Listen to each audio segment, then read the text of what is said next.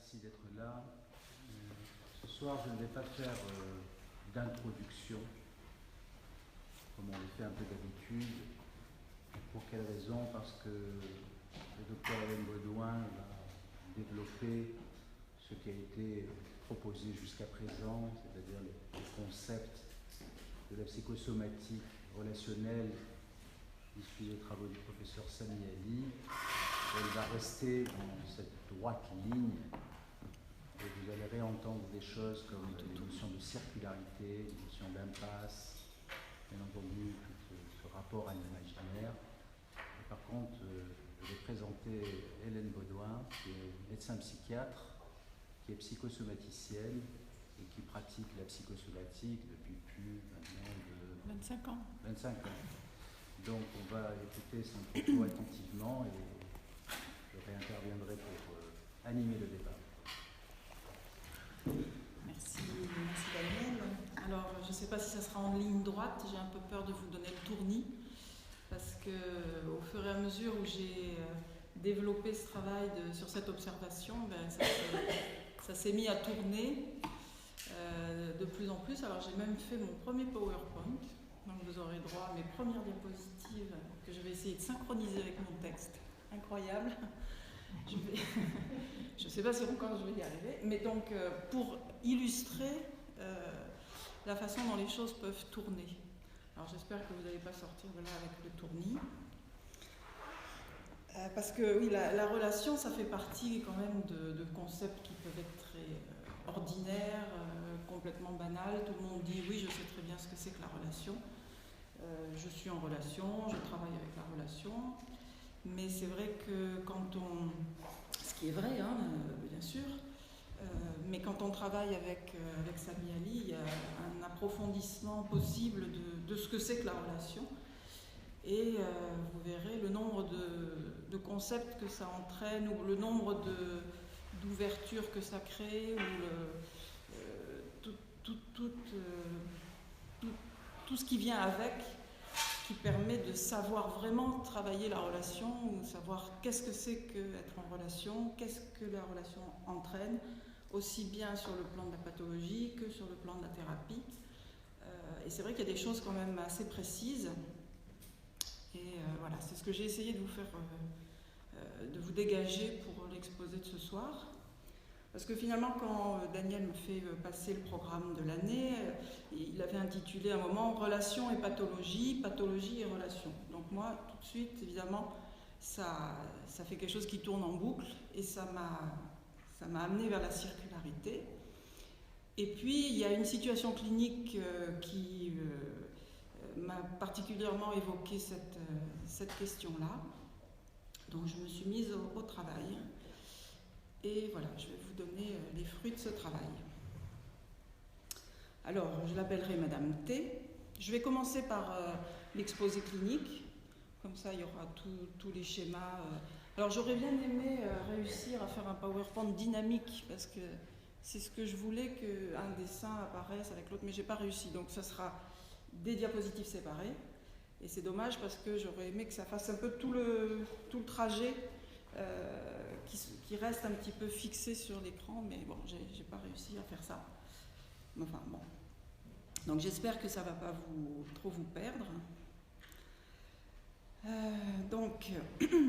Alors, pour étudier une problématique, je crois que c'est Platon qui préconisait de s'y prendre comme un bon boucher qui serait capable de découper exactement l'organisme qu'il veut dépiécer, en respectant les articulations et sans gâcher évidemment tous les morceaux de viande. Alors, sans doute parce qu'après ce travail de découpage de la réalité par la pensée, il convient de pouvoir refaire une synthèse, reconstruire un édifice capable de faire progresser la pensée. Donc c'est pour ça qu'il faut essayer d'avoir des lignes de pensée assez clairvoyantes. Et plus j'avance dans mon expérience de psychothérapeute, plus cela me parle. C'est-à-dire que je me sens dans une posture assez semblable, avec l'utilisation de ma pensée comme pour découper les propos du patient, et j'ai l'impression d'arriver à suivre de plus en plus une ligne qui se précise et je peux alors proposer les ouvertures au moment qui me paraît opportun. Et ça fonctionne. Alors j'espère que vous aurez une vision de cette démarche et qu'elle vous apportera un éclairage pour trouver vous-même votre propre ligne de travail.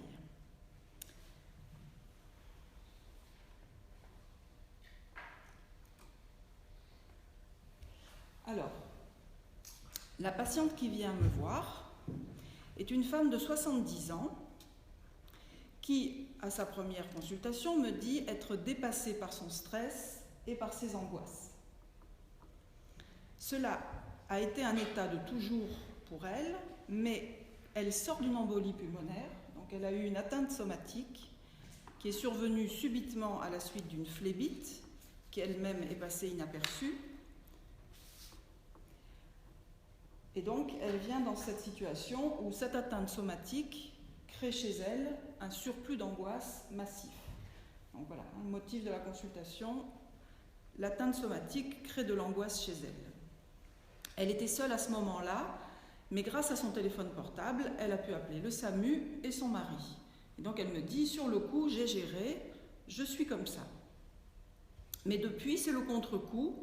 Elle ressent beaucoup d'angoisse, elle ne peut plus sortir seule de chez elle, elle a peur du malaise et, dit-elle, presque je l'attends. Puis elle ajoute spontanément, ce n'est pas pour rien que j'ai fait cette embolie pulmonaire, j'ai somatisé. Elle avait ces derniers temps été traitée pour hypothyroïdie, mais les taux variaient beaucoup, puis étaient apparues des infections urinaires à répétition.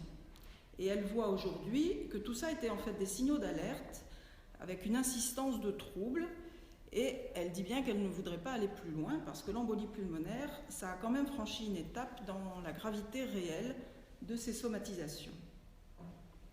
Alors, elle sait que l'angoisse peut entraîner des atteintes somatiques. Vous verrez, je vous dirai pourquoi, c'est quelqu'un qui a un certain savoir, elle était dans le milieu médical. Donc, elle vient déjà avec cette idée, cette configuration, que l'angoisse, l'atteinte somatique crée de l'angoisse, mais l'angoisse peut aussi créer des atteintes somatiques. Donc là, on voit déjà qu'il y a un premier niveau de circularité, mais très court, c'est un circuit... La première fois que j'ai somatisé, c'était à 15 ans.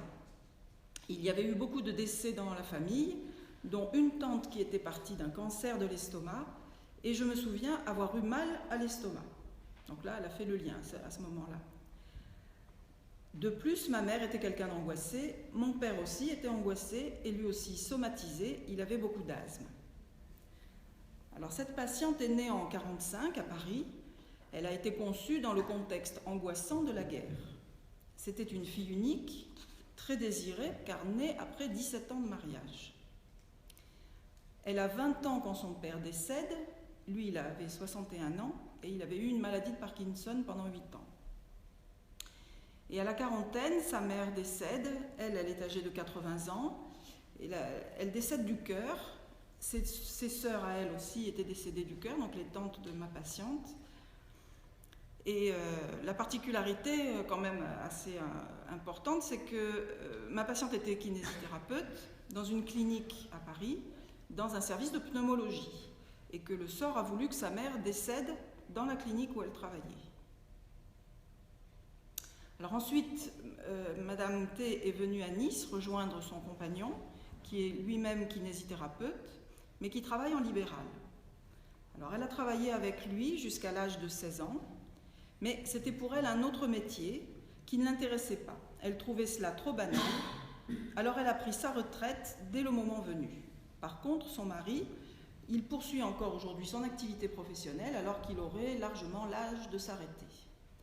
Elle me dit, il est jeune dans sa tête, malgré son gros problème somatique. Et donc là, elle m'explique qu'en plus de sa situation d'angoisse à elle, il y a la situation du mari qui est dans une problématique somatique, et donc ça crée de l'angoisse en plus. Il a laissé traîner une veine de Fournier, c'est une maladie qui, au niveau d'une veine des testicules, Et il a été hospitalisé 2 mois, mais il a toujours un orifice qui ne s'est pas cicatrisé au niveau d'un testicule et ça ne se referme pas. Il a encore passé une IRM la semaine dernière, il y a toujours une fistule. On va voir, peut-être le caisson hyperbare sera utile. Il y a une communication avec l'intestin ou peut-être même le rectum. Donc il doit avoir des interventions chirurgicales un peu à répétition, mais chaque intervention chirurgicale réouvre les plaies, ça met du temps à cicatriser, enfin c'est un peu, ça tourne en rond de ce côté-là, du côté du mari. Alors elle me dit, ça me trotte dans la tête, j'y pense continuellement, je veux savoir d'où ça vient. Lui, il n'a pas mal, il travaille malgré tout ça, même plus qu'avant.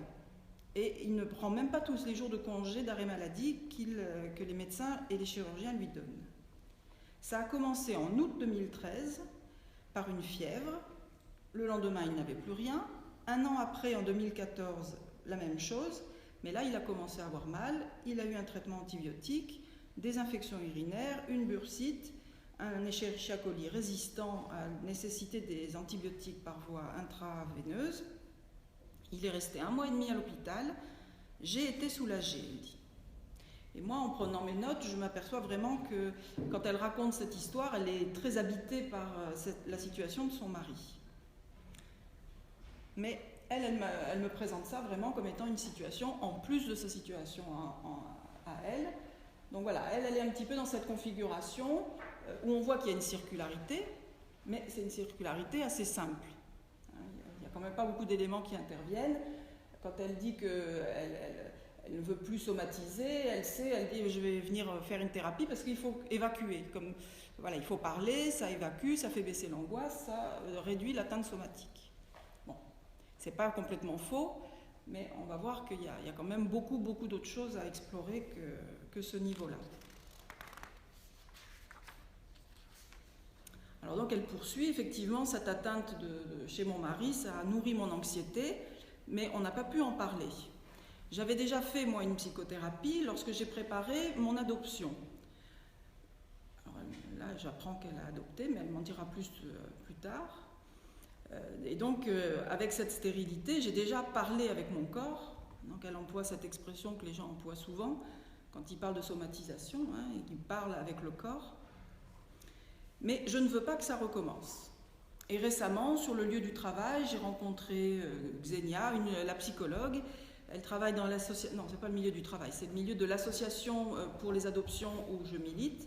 Alors, elle ne peut pas me suivre puisqu'on travaille ensemble, mais elle m'a conseillé de venir vous voir. Alors, la première psychothérapie avait duré plus d'1 an. Ça m'a aidée. Ça a été même une période très très riche dans ma vie, la plus riche que j'ai eue au niveau de la réflexion, les rêves, alors là, n'en parlons pas. J'ai revécu ma naissance. En fait, c'était l'image d'une fougère qui s'est ouverte. À cette époque aussi, je peignais, j'ai écrit des histoires pour les enfants. J'avais près de 40 ans, j'étais célibataire et j'ai adopté un petit garçon qui allait avoir 6 ans, qui venait du Brésil. Dès son arrivée à l'aéroport, il a fermé la porte à sa langue maternelle.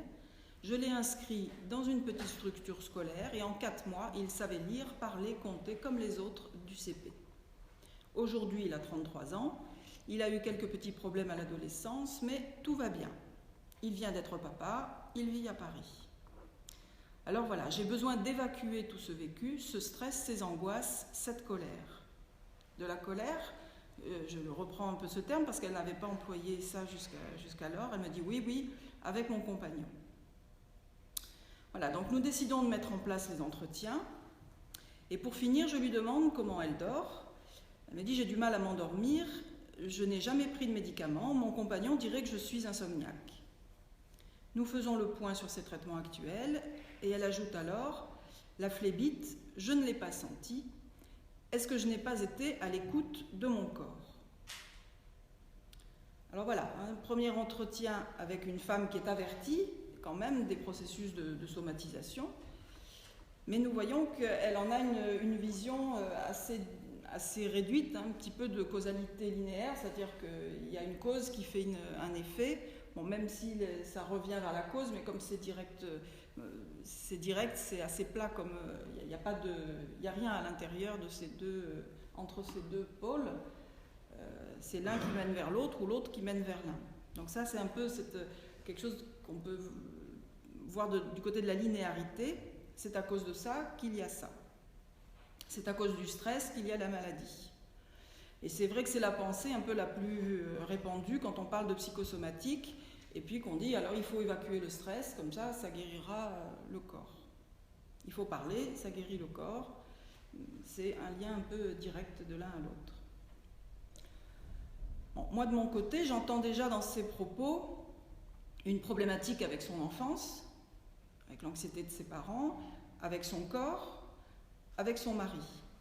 Et ce qui pose d'emblée la question d'une organisation plus relationnelle qu'il convient de mettre en lien avec toute son organisation psychosomatique multifactorielle. Parce que quand elle me dit je suis angoissée, je somatise, ou je somatise, ça m'angoisse, ça ne se passe qu'à l'intérieur d'elle-même. C'est-à-dire ça ne fait pas intervenir les personnes de son entourage. Le mari, c'est du stress en plus. Les parents, c'est du stress en plus. C'est pas vraiment de la circularité.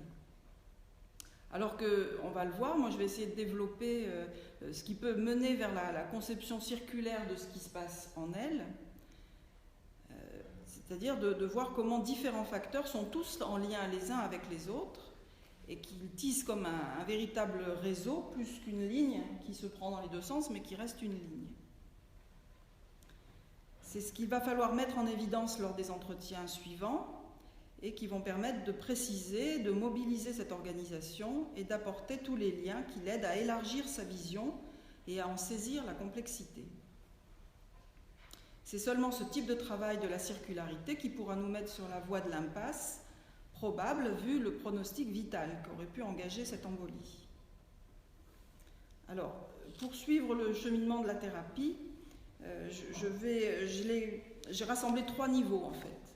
La relation avec l'angoisse, la relation, je vous le dirai après. D'abord la relation avec l'angoisse, parce qu'il y a une espèce de progression, ça s'enchaîne l'un avec l'autre. Alors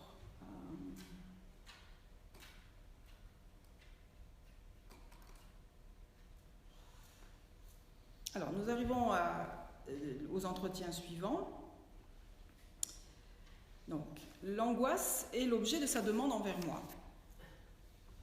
L'atteinte somatique, donc, a entraîné l'angoisse. Dès le 2e entretien, nous poursuivons. Elle m'explique qu'elle s'est sentie littéralement envahie par cette angoisse suite à son embolie. Mais, précise-t-elle, paradoxalement, en réanimation, je n'étais pas angoissée. Et donc, elle suppose que pour expliquer ce paradoxe, c'est en fait son cerveau qui n'était pas suffisamment irrigué. Donc, elle donne une cause physique et rationnelle à ce phénomène, ça explique, et du coup, sur le moment, elle y réfléchit pas plus. L'angoisse est arrivée plus tard, insidieusement, elle n'a plus pu rester toute seule quelque part. Par peur que la pathologie ne revienne, précise-t-elle, mais finalement, on dirait que j'attends le symptôme. Alors c'est là où donc elle me parle, hein, dans ce qu'elle me dit, on voit qu'elle évoque l'attente. Elle sait d'expérience que l'angoisse peut entraîner des somatisations et ça fait un cercle vicieux. Donc le paradoxe, le cercle vicieux. Et puis elle ajoute, avant je ne faisais pas de lien, c'était comme dans un tiroir, je n'entendais pas mon corps. Et là c'est finalement mon appel du corps. Du coup maintenant, je suis plus à l'écoute de mon corps. Alors par rapport à sa première demande d'évacuer le stress, car il peut entraîner la somatisation, nous voyons là qu'elle revient en fait à son intuition d'une dimension relationnelle plus complexe avec l'angoisse. Sa première idée, que l'angoisse entraîne la somatisation dans une vision linéaire, n'est pas tout à fait fausse, mais pas tout à fait vraie non plus. C'est ce que je vous disais tout à l'heure. Puisqu'elle remarque qu'il y a des paradoxes et des cercles vicieux, c'est donc que ce n'est pas si simple. Alors reprenons tout de suite cette perception de la complexité, je lui fais alors la remarque qu'il y a des cercles positifs et des cercles négatifs.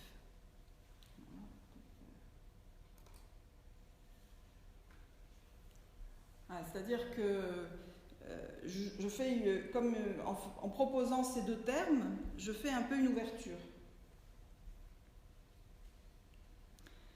Alors, évidemment, je les prends à un niveau d'abord qui sont un niveau un peu banal, parce que, oui, voilà, ça veut dire que c'est bien d'être à l'écoute de son corps, mais que ce n'est pas bien ou pas bon d'être envahi par l'angoisse, que le corps que l'on écoute va être malade.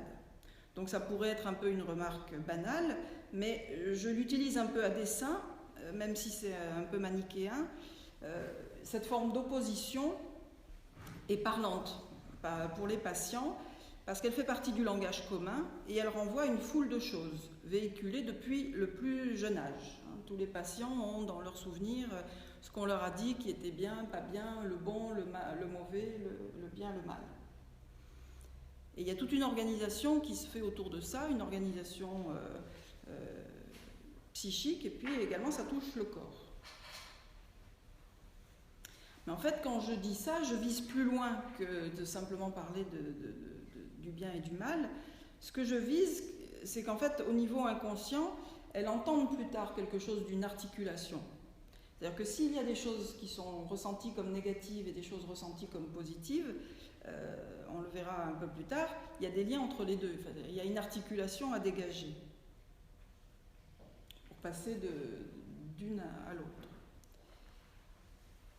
Donc je vise d'emblée de quitter un peu cette dimension linéaire qui était proche du jugement et qui n'est jamais efficace en psychologie, pour entrer dans la problématique de l'angoisse et de l'imaginaire, la problématique multidimensionnelle de la complexité, de la circularité et de l'impasse. Mais pour le moment, bien sûr, je ne peux pas le faire directement. J'utilise la voie consciente d'une opposition manichéenne, mais seulement pour entrer dans son organisation et pour susciter des liens.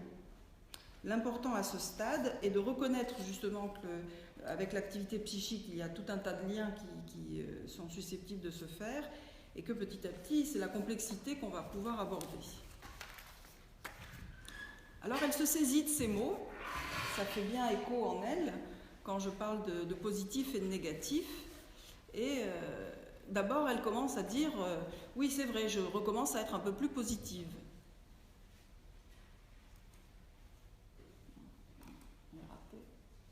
Alors voilà, ça commence à se complexifier un peu. Encore que ça, c'est peut-être un peu en... Bon, ça fait rien. Elle dit oui, je commence à être un peu plus positive. Donc là aussi, c'est un mot un petit peu utilisé de façon banale.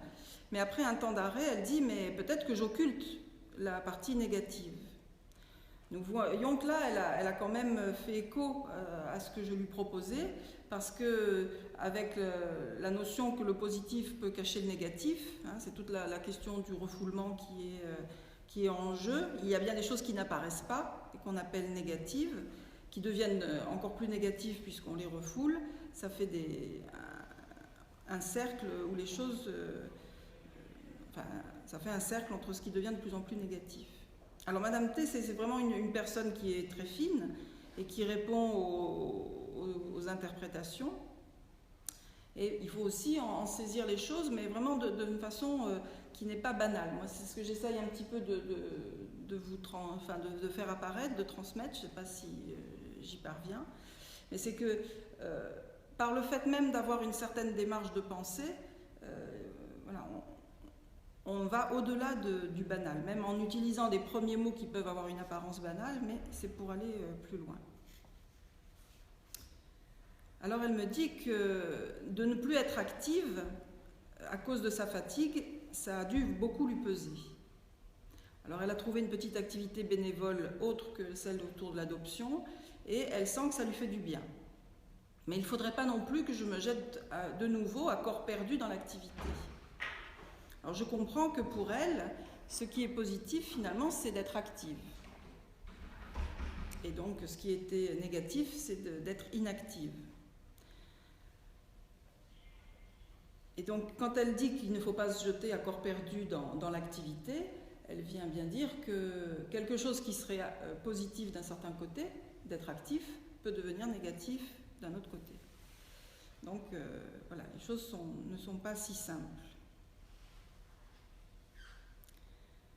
Alors je fais de nouveau une autre remarque, qui est qu'il faut sans doute apprendre à faire de la place à ce qui pourrait paraître négatif au premier abord, qu'on aurait tendance à rejeter, hein, et auquel il faut peut-être porter plus d'attention. Et j'ajoute quand même une autre image, justement qui résonne avec la question de l'angoisse, que le négatif, il faut lui faire de la place, mais qu'on ne peut pas tomber dedans. J'emploie un peu cette expression qui parle aussi aux gens qui sont angoissés, d'avoir cette sensation de tomber dans un puits.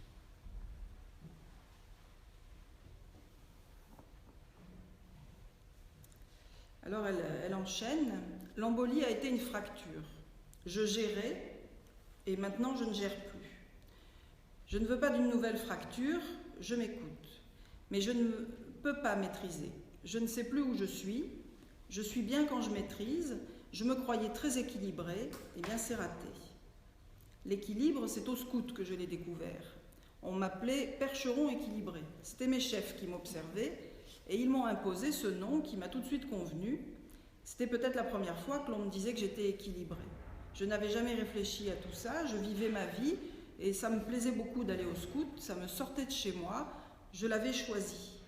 J'aimais ça, la nature, l'esprit scout, la liberté et toutes ces activités qui me donnaient du plaisir au niveau de mon corps. J'étais très sportive, j'avais un grand besoin de bouger.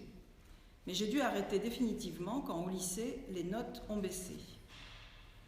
Alors là, je lui dis que l'équilibre, c'est donc lié à l'existence de la vie relationnelle. Et elle reprend, assez tôt chez moi, on m'a donné des responsabilités, on m'a considérée comme une adulte, je me faisais seule à manger à la maison, car à la cantine, je ne mangeais rien. Quand mon père est décédé, j'avais 20 ans, j'étais une adulte, mais en fait, j'étais encore une enfant. J'avais déjà redoublé et raté une fois mon bac, donc j'avais 2 ans de retard à la sortie. En colonie de vacances, j'assumais 40 filles, je me suis prise en main jeune, mais il fallait juste que je me sorte de mon milieu familial. Et là, elle exprime tout à fait spontanément, mais quelle angoisse on avait à la maison. Quelle angoisse cette ambiance à la maison. Alors, donc ici, elle rejoint ce qu'elle avait déjà évoqué, l'angoisse chez ses parents. Et cette fois, elle le touche du doigt, elle est devant l'évidence du lien entre son besoin de liberté, c'est-à-dire son organisation personnelle, sa façon d'avoir aimé l'activité, de la valoriser, et l'ambiance familiale, l'angoisse chez ses parents et son besoin finalement d'en sortir.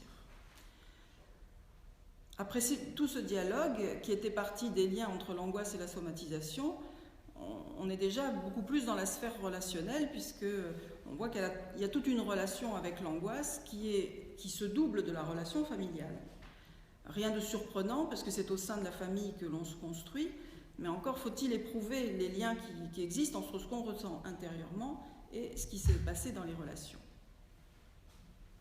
Donc à ce stade du travail, on peut dire que la relation à l'angoisse est une relation paradoxale, incompréhensible avec ce qui est négatif, et que le corps est au centre de ce processus. Donc du coup, après avoir un petit peu fouillé cette relation à l'angoisse et puis dégagé ce qui est relationnel dans cette dimension, on arrive à la relation à la mère. Alors c'est la relation dans laquelle elle a grandi, celle qui l'a construite, et il faut toujours explorer la relation aux parents pour déceler comment on peut se constituer les impasses qui sont retrouvées plus tard dans le fonctionnement. Alors elle dit « Je ne manquais pas d'amour, mais on n'en parlait pas au point que j'ai pu penser avoir été abandonnée, puis adoptée. Je me souviens avoir fouillé dans les tiroirs dans l'espoir de trouver le papier qui me prouverait ce que je ressentais. Le lien avec mes parents était fragile, ça ne s'exprimait pas. Mon père me prenait dans ses bras, je crois, mais ma mère, je n'en ai pas le souvenir. Je ne me souviens pas avoir réclamé de jouets. J'avais un stock de poupées, je leur faisais l'école, je leur apprenais les langues étrangères, je ne les habillais pas. Je lui dis alors qu'elles ne s'occupaient que de leur tête et pas de leur corps. Elle poursuit. Ma mère me disait que j'en avais trop. Elle me disait même « casse-les ». Mais moi je ne voulais pas et de toute façon je ne risquais pas de les casser puisque je ne les touchais pas. J'aimais les puzzles, mais à chaque fois qu'on me faisait des cadeaux, comme lorsqu'on m'a offert une montre quand j'étais adolescente, alors que j'en avais déjà une, je m'entends encore penser que moi, je voulais de l'amour. Alors je lui dis, c'est un appel. Et pour saisir ce lien avec la question qu'elle-même a amenée avec cette question de l'appel de son corps. Je lui dis, il y a l'appel du corps, il y a aussi l'appel du cœur, l'amour, un appel à la mère, et cela lui fait entendre, au moins inconsciemment, combien le corps est impliqué dans l'appel vers la mère. Et que c'est lui, le corps, qui inscrit l'enfant dans la relation, du moins au tout début. Elle poursuit, j'ai exercé un métier qui s'occupe du corps. Je faisais des massages. Quant à l'appel, j'ai eu plein de symptômes avant, plein de petites choses pendant des années, mais trop petites pour avoir une réponse. Là, avec l'embolie, on n'a pas pu ne pas m'entendre. Vous voyez toute cette dimension relationnelle de la pathologie somatique qui se dit assez clairement, comme si le corps malade servait à se faire entendre. Elle reprend, je veux qu'on m'entende, mais pour ça, il faut trouver la personne.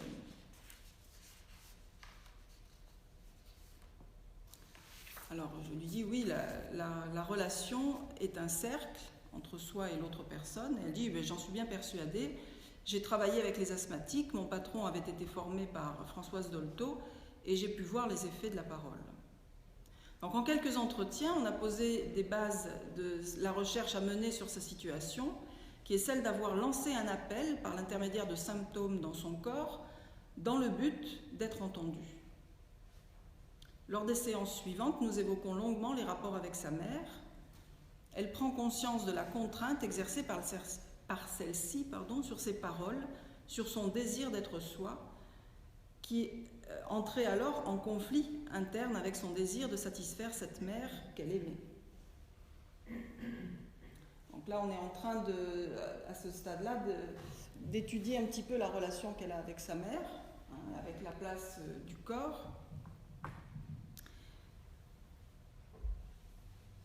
Bon, c'est vrai que j'ai fait un peu des schémas, pour que ça anime un peu. Je ne sais pas si ça crée, si ça ajoute quelque chose ou pas. Évidemment, ce n'est pas aussi schématique que ça dans la démarche. Enfin, là, j'essaye de vous résumer la façon de penser, la façon dont on peut suivre des axes. Mais bien sûr, tout ça, ça se vit de façon plus relationnelle.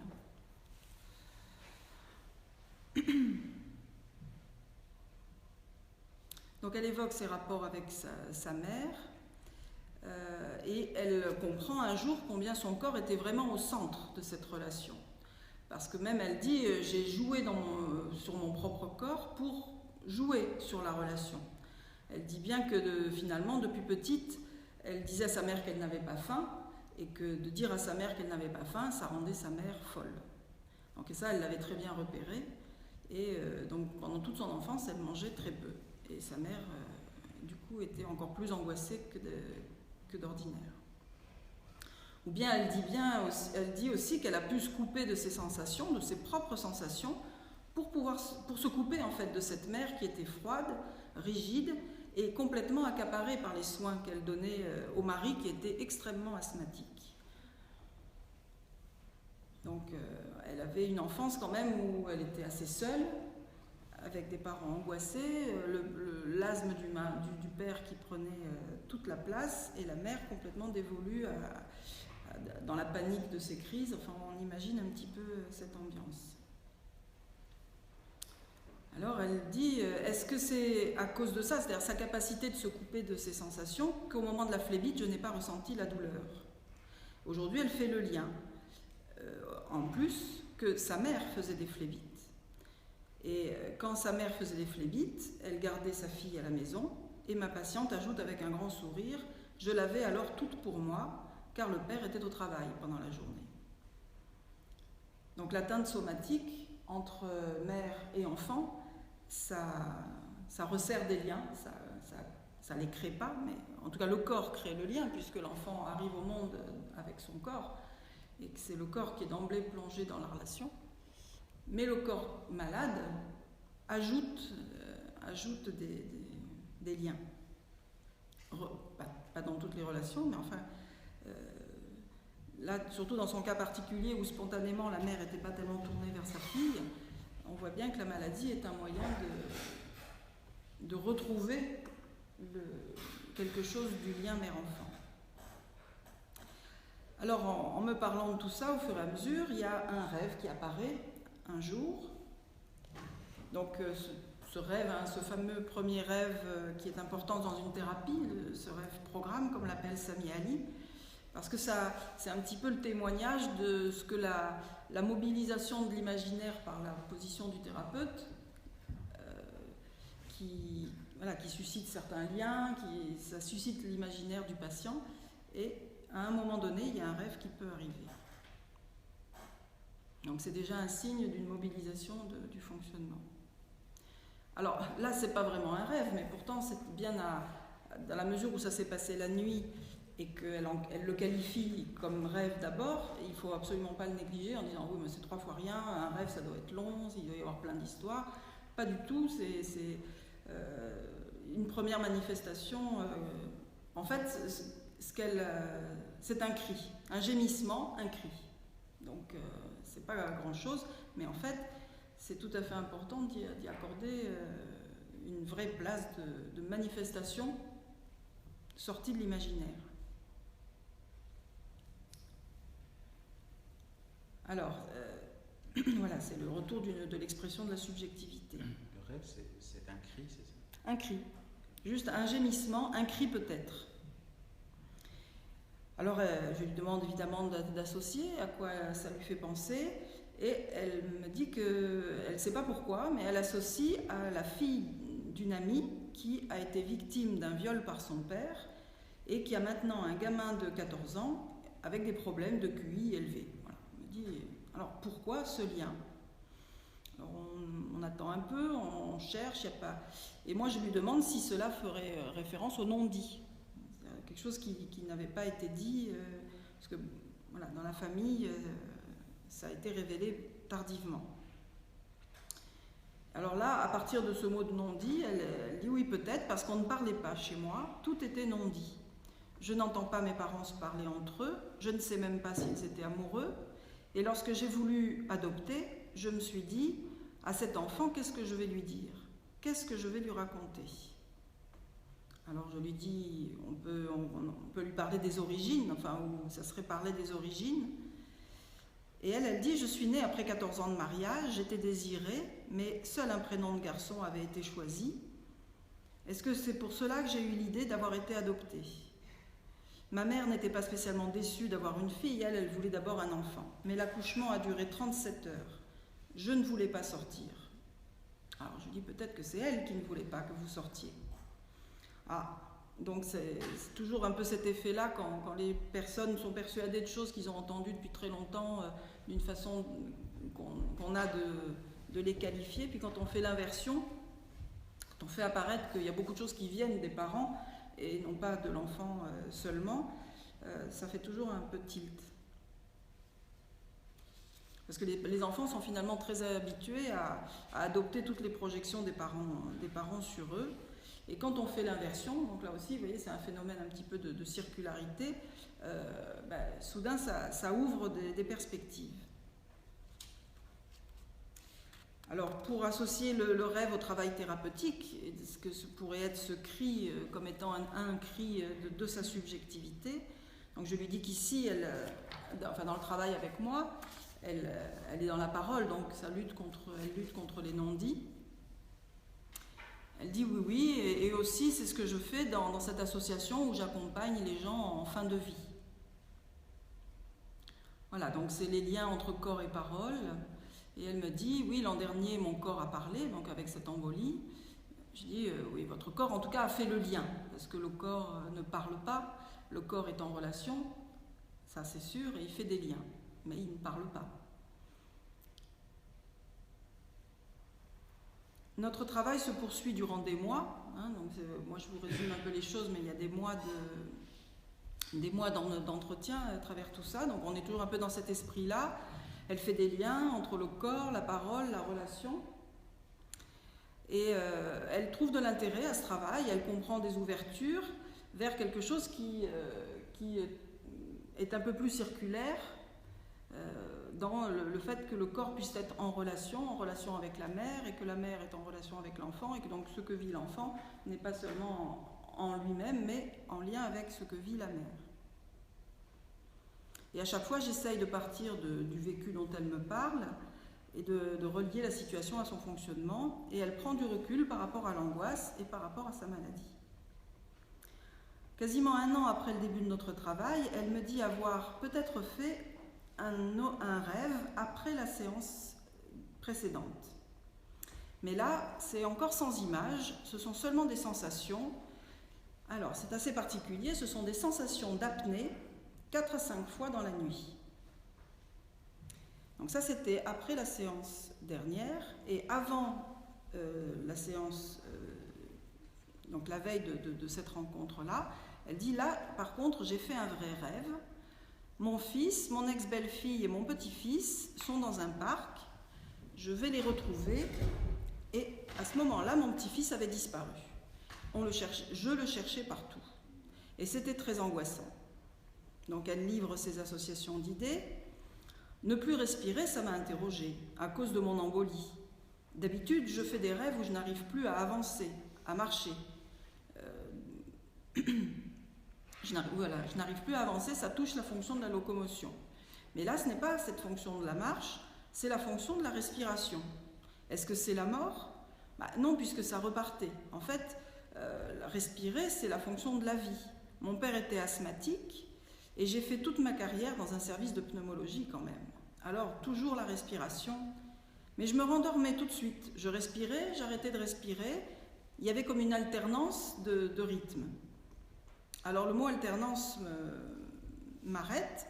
Et finalement, ça me donne l'occasion de quelque chose que j'attendais sans doute dans notre travail, parce que ça vient résonner avec le rêve de la disparition du petit-fils, et que je peux alors évoquer la question de l'alternance entre présence et absence.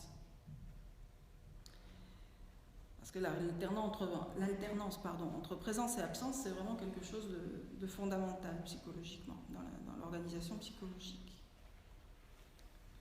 Et donc, on est là comme si ce rythme dans respirer, ne pas respirer, respirer, ne pas respirer, ça reprenait un rythme absent-présent, absent-présent. Mais la première fois, c'est dans le corps. C'est-à-dire, elle respire, elle ne respire pas, c'est un rythme qui est dans le corps. Tandis qu'ensuite, dans l'autre rêve, elle peut avoir des images. C'est plus le corps, ce sont les représentations qui lui permettent d'évoquer cette question de l'absence. Alors elle associe, oui, l'abandon, l'absence, vraiment le temps était trop long entre ma mère et moi, j'ai dû me sentir abandonnée. Elle dit bien qu'elle se préparait à manger toute seule chez elle, que sa mère était sans arrêt occupée avec son père. Donc je suis partie de la maison, mais c'est elle qui a dû se sentir abandonnée. Elle était partie à 14 ans de chez elle, et elle n'a jamais eu de mots pour me parler de tout ça, pour me parler des séparations. Et quand elle était présente, elle était attirée par les symptômes respiratoires de mon père. Donc c'est pour ça que respirer, ne pas respirer, on peut voir cette dimension relationnelle de présence-absence. Et à ma naissance, avec les forceps, le travail a été très long. Mais finalement, ça, elle me l'a dit, mais elle ne m'a jamais parlé du fait que j'ai pris ma respiration. Donc on voit qu'à ce stade, quand même, les choses ont avancé. À partir de son corps, tout à l'heure, elle parlait de son corps et de ses angoisses. Là, maintenant, elle est venue quand même à pouvoir parler de sa mère. Il y a des rêves qui sont apparus. Et il y a la problématique de l'absence de la mère dans la relation. Et puis la problématique, la forme de résolution. Ah ben, vous n'avez pas le... Oui, il y a présence là, juste en dessous. Le rêve, finalement, permet de refaire présence, enfin en tout cas d'alterner, d'évoquer la question de l'alternance entre présence et absence. C'est pour le moment très très rudimentaire, mais on sent qu'il y a quelque chose qui est à ce niveau-là.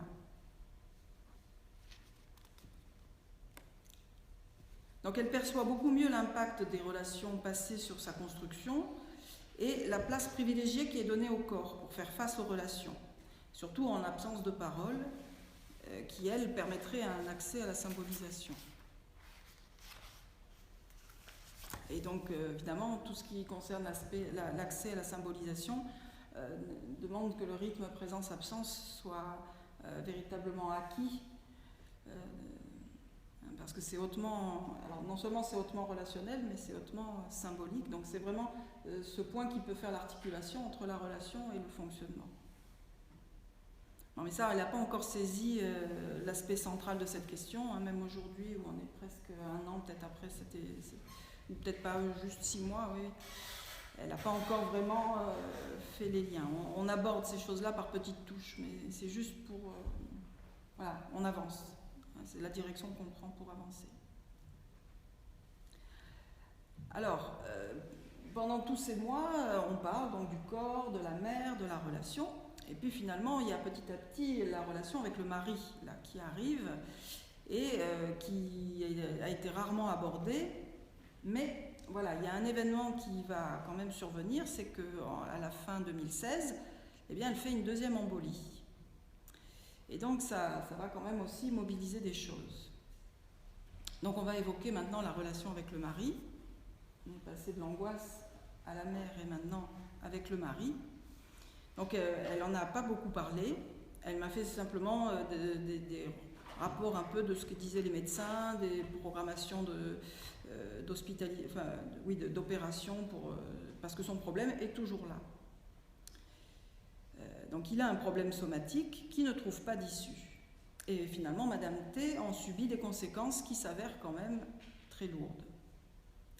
Donc à la fin de l'année 2016, elle fait une seconde embolie pulmonaire suite encore à une phlébite au même endroit que la fois précédente et qui est également passée inaperçue. Mais bon, comme elle a reconnu les signes, elle a pris l'embolie à temps et il n'y a pas eu trop de conséquences au niveau respiratoire. Elle a pu sortir plus vite de l'hôpital. Mais depuis, elle ressent une très très grande fatigue, plus que de l'angoisse comme la première fois. Et alors cette fatigue, elle le vit vraiment comme une trahison de la part de son corps. Alors, est-ce que à ce moment passer à la suivante? Voilà.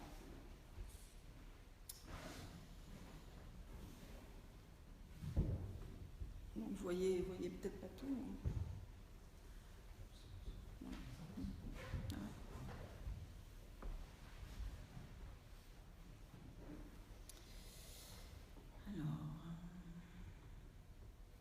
Donc oui, elle parle de trahison de la part de son corps. Elle dit que de toute façon, son corps, il faisait tout ce qu'elle lui demandait auparavant. Et elle dit même qu'elle n'avait pas de corps. Il m'obéissait en tout. Donc c'est comme s'il n'était pas là. Je ne le sentais pas et aujourd'hui, je lui en veux. Elle me dit alors qu'elle se sent comme un éléphant. Moi, intérieurement, ça m'intrigue parce que quand même, elle n'est pas du tout obèse, mais elle m'a quand même signalé que c'est son mari qui est largement en surpoids. Alors, je me suis demandé si, justement, il n'y avait pas un effet un peu miroir entre elle et lui. Mais, bien sûr, je ne lui dis pas comme ça. Hein. Alors, elle me dit, elle n'entend pas vraiment ce qu'elle dit, mais... Elle continue, elle dit « Ça ennuie mon mari que je sois fatiguée, il se projette en moi. Il a encore grossi lors de son dernier voyage chez ses enfants, il lui faut maintenant soulever sa masse. Il se projette sur moi, donc vous voyez cette intuition du miroir, je pense que c'est juste. Il se projette sur moi alors qu'il est bien pire que moi. Je lui renvoie une image qui est la sienne. Il voit ce que je ne fais plus comme avant. Moi, je suis consciente que je suis aux ralentis, mais est-ce que lui est conscient de ce qu'il ne fait plus? Je ne sais pas. Il dit qu'il n'en a rien à faire, que ce n'est pas grave. Mais dans son inconscient, il sait que c'est grave. C'est la première fois quand même qu'il reconnaît qu'il n'aurait pas pu conduire d'une seule traite pour aller jusqu'à Paris. Donc pour la première fois, elle développe cette situation relationnelle. Elle ne peut plus vraiment vivre à son propre rythme, elle doit se plier à ses refus à lui de sortir, de marcher. En fait, il ne sort que pour travailler, il ne veut ou ne peut plus rien faire avec elle, mais il la met à contribution pour ses soins. En particulier, il y a quelque chose de très pénible qu'il lui impose, c'est que le matin, à 6 heures, avant qu'il parte au travail, c'est elle qui doit se réveiller, lui mettre de l'éosine sur sa plaie, qui ne cicatrise pas. Mais alors vraiment, c'est vraiment pas facile, parce que c'est situé sous son scrotum, qu'il est obèse. Ils utilisent un miroir, justement. Enfin, bon, on imagine que les scènes ne doivent pas être très agréables, ni physiquement, parce qu'elle est obligée de se plier en deux. ni relationnellement. Enfin, c'est vraiment pas simple. Donc, ça vient. Enfin, elle est vraiment obligée de se plier à ces exigences. Alors elle dit, hein, il est vraiment dans le déni de tout ce qui est psychologique en lui. S'il ne dort pas, c'est à cause de la lune. Mais il m'a réveillée du coup en se levant, en me parlant, et puis il finit par se rendormir, et moi, je ne vais pas pouvoir le faire. Alors évidemment, il dit, je suis jeune dans ma tête. Oui, moi aussi, je suis jeune dans ma tête. Mais le corps ne suit plus. Alors je saisis un peu cette phrase pour lui parler de l'importance de récupérer une unité entre le corps et l'esprit. Oui, bien sûr, je ne sauterai plus 1m20, mais je pourrai quand même faire mes activités. L'autre fois, la semaine dernière, j'ai eu une conjonctivite terrible que j'ai laissée traîner. Cela fait 15 mois que je suis venue vous consulter, mais je stagne. Il faut faire quelque chose. Je suis coupée en deux. Donc, on est vraiment à l'opposé de l'unité.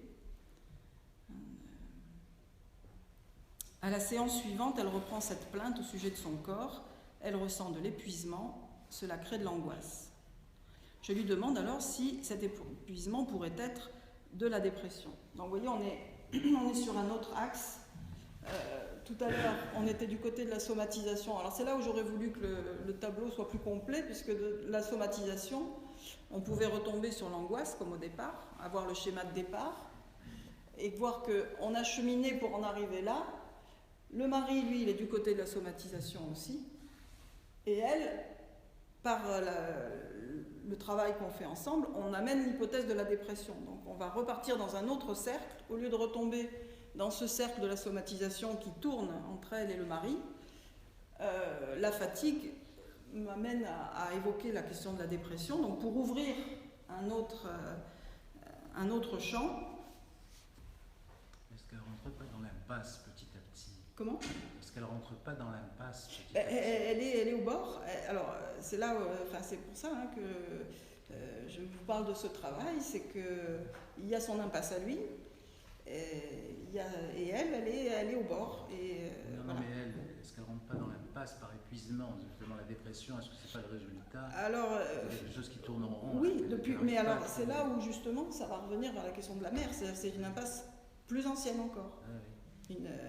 Elle y rentre pas, vraiment ça se révèle parce qu'elle y a peut-être été depuis longtemps et que toutes ces activités, elle était active, elle compensait, mais la dépression pouvait être là de façon sous-jacente. Ce que tu veux dire, c'est donc pas de dépression, en fait. Ce que je veux dire, c'est montrer le lien justement dans cette circularité à l'impasse. C'est ça? Parce qu'elle n'est pas dépressive au moment où vous évoquez. Elle dit, elle dit quand même qu'elle est épuisée physiquement. Oui, alors moi, j'évoque l'hypothèse d'une dépression masquée. Enfin, voilà, hein, donc de quelque chose qui révélerait. Le schéma, oui. C'est-à-dire que là, il y a le cercle dans lequel elle est, enfermée, entre la somatisation, l'angoisse, la mère, la situation du passé, et le mari dans le présent. Et ça, c'est un petit peu la boucle que moi, je vais essayer d'ouvrir de l'autre côté, avec une hypothèse de la dépression, qui va permettre de retomber un peu autrement, justement, sur les... Là, ça tourne beaucoup.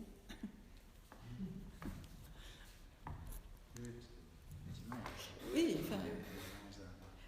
oui, voilà. On en parlera tout à l'heure. Voilà.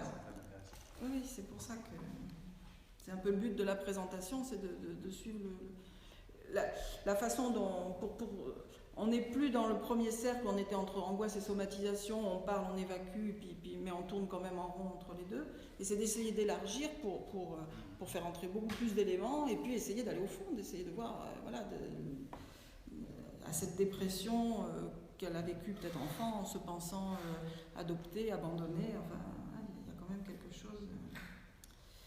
Donc là, je lui parle de la dépression et elle dit oui, c'est possible. Le sommeil est normal, mais on ne sait jamais. Enfin, normal, alors que tout à l'heure, elle disait au début, elle disait qu'elle ne dormait pas bien. Donc, mais est-ce que c'est physiologique ou est-ce que c'est psychique? Ou bien les deux? Aller à Paris, c'est devenu une montagne. Pourtant, plein de choses vont bien. Mais marcher, je ne peux plus, je n'avance pas. Hier, je ressentais de l'ennui, de la fatigue, mais aussi de la solitude. Donc là aussi, c'est le mot de solitude, il apparaît tout d'un coup.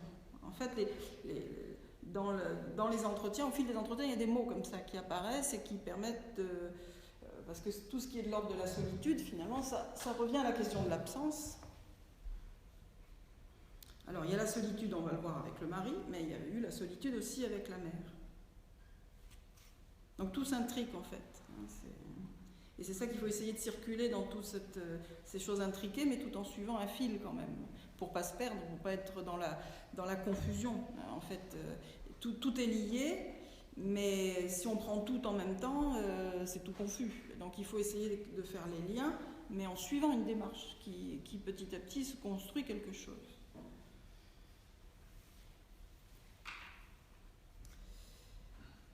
Chez moi, je suis seule. Mon mari ne me parle plus maintenant. Oui, son problème me gêne, mais est-ce que cela m'entrave? J'apprends les choses quand il me parle aux autres. Et après, lui, il me dit « Mais si, je te l'avais dit. » Mais en fait, non, il ne m'a rien dit.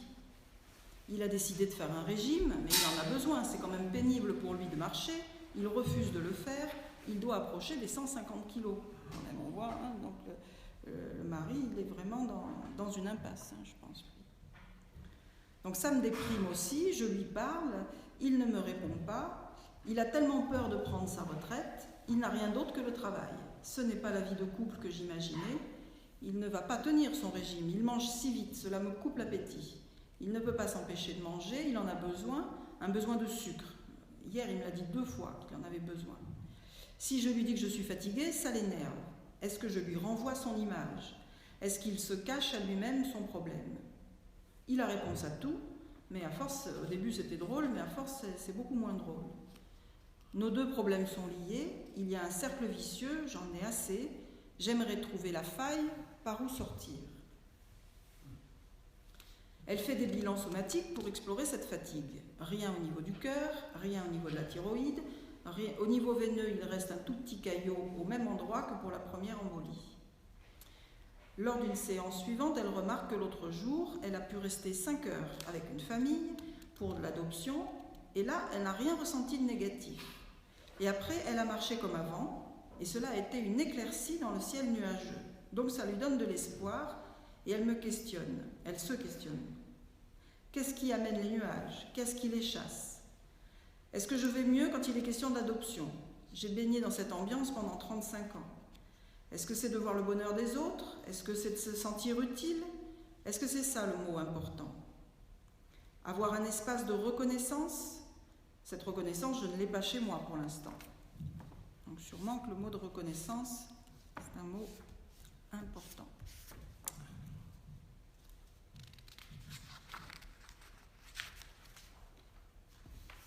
Dans la relation avec mon mari, c'est lui qui commande, il se dit maître de son corps.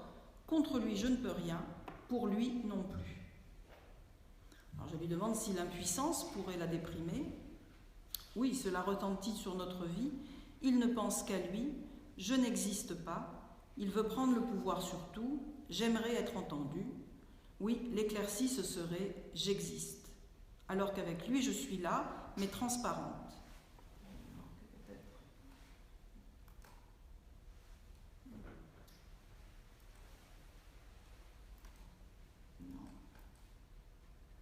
Alors voilà, hein, ça tourne. Ça tourne, ça tourne. Donc, voilà, hein, il y a le premier cercle, Marie, somatisation, qui était de ce côté, avec cette histoire de positif, négatif. On est revenu à pouvoir parler de la mère, ça a amené un rêve. Bon, et après, on a ouvert cet autre cercle qui revient vers la question de l'absence et de la nécessité d'exister. Hein, j'existe, la nécessité de faire présence pour elle-même. Parce qu'en fait, c'est là l'impasse de fond, c'est-à-dire qu'exister pour son mari, oui, ça serait bien, mais en fait, il faut qu'elle existe pour elle-même. Et ça, c'est plus sa première impasse qui vient résonner avec la seconde. Donc avec mon mari, je suis là, mais transparente. Ce n'était pas comme cela avant, j'essaie de me souvenir. Est-ce que vraiment je me serais faite complètement avoir? Mais quand même, ça m'étonnerait. Mais il s'arrange toujours pour avoir raison. Alors, elle laisse résonner ce constat amer sur sa situation relationnelle, mais c'est un constat de grande importance à faire, parce qu'il faut qu'elle saisisse l'impact de sa situation à lui, sur leur relation, et du coup sur elle. Je pourrais bien mettre les points sur les i, sur les i. Mais en fait, j'ai peur de déclencher quelque chose. Il ne veut pas céder, même pour une ânerie. Je suis coincé. Donc tout à l'heure, c'était je suis coupé en deux. Là, c'est je suis coincé. Donc on voit bien qu'elle est dans l'impasse, où elle la frôle, enfin, elle est sur le fil. Alors je lui dis, c'est peut-être là l'épuisement psychologique. Oui, c'est la peur de déclencher quelque chose. Et je pense que ce que l'on doit entendre, c'est la peur de perdre l'autre. Et de se perdre soi en perdant l'autre. Alors, voilà, ma présentation clinique, elle est destinée à ça, c'est-à-dire de voir un petit peu comment l'impasse a tourné, que grâce à notre travail, il y a eu un mouvement qui s'est fait dans la thérapie, avec des choses qui se sont déplacées, donc on l'a évoqué au fur et à mesure. De l'angoisse liée à la question du corps, nous sommes allés à la question du corps dans la relation à la mère tout d'abord, et maintenant la relation au mari, pour arriver à la dépression chez elle. Ce trajet lui permet d'exprimer son désir d'exister, mais il reste à dégager cette faille par laquelle elle voudrait passer. Sa première thérapie lui avait donné l'image d'une naissance, enfin, avec une fougère qui s'ouvrait. Là, aujourd'hui, ça serait, enfin, dans sa thérapie actuelle, c'est vraiment la question d'exister. C'est la naissance, c'est plus la naissance physique de s'épanouir, enfin, c'est la naissance plus psychique d'exister.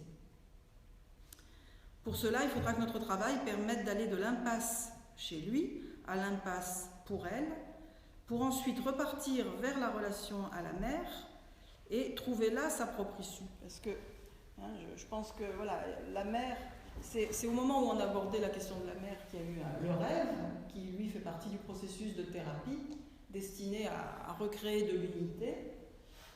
Donc avec la mère, on est dans cette question présence-absence, et que c'est cette question-là qui n'est pas résolue et qui l'a fait souffrir encore dans la relation avec le mari. Et qui était passée inaperçue, puisque cette dépression est passée inaperçue également. Donc on est loin de la première disposition, la première diapo. Donc aller de l'impasse chez lui à l'impasse chez elle, revenir à la relation à la mère et chercher là sa propre issue dans sa capacité à se sentir exister elle-même malgré les rythmes de l'autre. Présence-absence, l'autre est présent, l'autre est absent, mais il faut pouvoir maintenir notre propre existence malgré le mouvement de l'autre. Mais elle ne perçoit pas encore ce passage possible. C'est la partie la plus difficile à mettre en évidence car elle contient une impasse actuelle, qui est la non-reconnaissance d'elle-même, mais qui vient réactiver une impasse dans le passé, une impasse de la non-reconnaissance maternelle, avec la peur de perdre l'autre, qui est une peur de se perdre soi, en fait. Puisque l'autre est le premier dans lequel on se projette. Enfin bon, après il y a plein de choses qui seraient à développer, mais bon, on va juste arrêter. Moi je voulais montrer un petit peu ces mouvements de circularité. Alors en conclusion, je rassemblerai un peu les choses comme ça. Madame T vient me voir suite à une embolie pulmonaire, elle a bien cru mourir, et elle s'est dit qu'il fallait qu'elle parle de cela pour que ça ne se reproduise pas. Elle s'est sentie en danger et veut savoir pourquoi elle s'est mise dans cette situation. Dans notre thérapie, nous avons commencé par la relation à la mère, abordable car ancienne et apparemment dépassée. Puis nous pouvons envisager la relation au mari, actuelle, et donc plus directement imputable à la souffrance actuelle de la patiente. Mais il faudra refaire le chemin à l'inverse, de la relation au mari vers la relation à la mère, donc ce que je vous ai dit tout à l'heure, pour déconstruire cette impasse de non-reconnaissance. Nous pouvons donc dire que nous avons fait des liens entre pathologie et relation. À chaque nouvelle rencontre, les entretiens étaient... bon là, je vous ai schématisé les choses, évidemment, dans les entretiens, c'est beaucoup plus souple. Pour faire apparaître ces liens entre la pathologie avec laquelle elle vient me voir et sa situation relationnelle, de façon à faire émerger le parallèle entre l'impasse somatique, qui est la pathologie, avec l'impasse relationnelle, donc l'impasse avec le mari, en l'occurrence son impasse actuelle. Mais nous avons fait le chemin aussi entre relation et pathologie, puisque le fonctionnement, la pathologie de son mari, l'impasse du mari, l'a amenée elle-même à se faire enfermer petit à petit dans une situation d'impasse. Donc comment peut-on subir la pathologie ou l'impasse de l'autre? Certainement par une impasse personnelle dans la position vis-à-vis de l'autre. Et celle-là, elle est issue de l'enfance. Il n'y a pas de choix d'éloignement possible. Elle s'est éloignée physiquement de ses parents, mais ça n'avait jamais été analysé ou décrypté chez elle comme un besoin d'éloignement psychologique. Et cela a été mis sur le compte du caractère, hein, c'est comme elle faisait les scouts, tout ça, ses parents n'arrêtaient pas de lui dire « oui, t'es comme un garçon manqué ». Enfin, donc elle avait une étiquette qui était collée, on ne voyait pas son besoin d'exister, son besoin d'avoir son propre espace. Et du coup, il y a aussi eu une impasse au niveau de sa féminité et de la maternité, puisque cette stérilité, bon, j'en sais pas plus, on ne l'a pas beaucoup exploré, ça aussi, ça pourrait être exploré, mais... Donc on voit qu'il y a vraiment beaucoup de choses qui sont sur plusieurs niveaux. Donc beaucoup de travail encore à faire pour cette patiente, mais elle semble en chemin.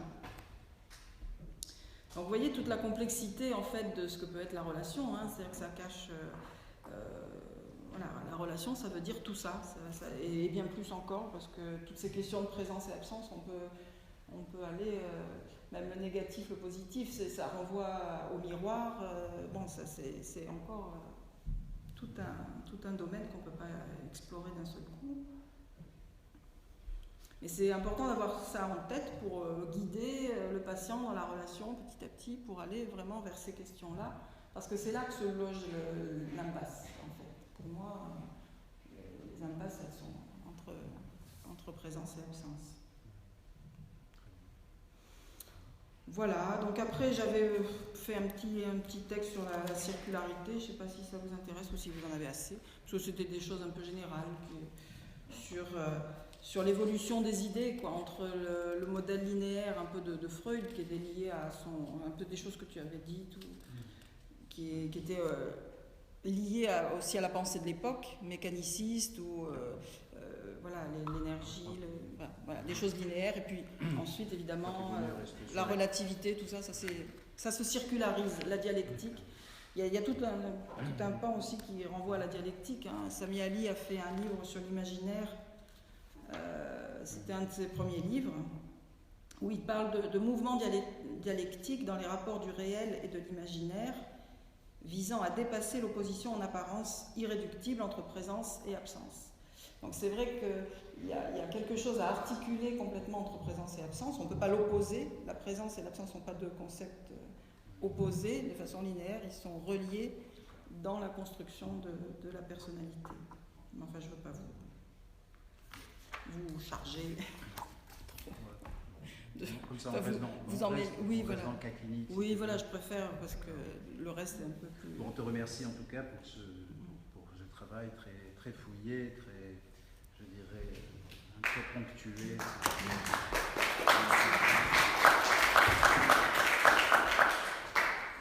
Alors, c'est vrai qu'en écoutant ça, moi, alors, si on prend la ligne de pensée, effectivement, pour moi, c'est tout assez inhérent. Il y a plein de choses. C'est quoi ? Non, je disais que par rapport à cette ligne de pensée, je l'ai écoutée un petit peu en me mettant, si tu veux, de façon collatérale, en abordant comme toi un peu, effectivement, les éléments de la clinique. Alors, j'ai pris des notes, mais il me semble effectivement que, bon, c'est l'impasse qui domine, mais l'impasse, elle est d'emblée, elle est dès la naissance, hein, c'est-à-dire que dès l'accouchement, c'est-à-dire avec l'acceptation et le refus de la mère. Où là, il y a, oui, hein, c'est d'emblée, c'est la première impasse, il me semble.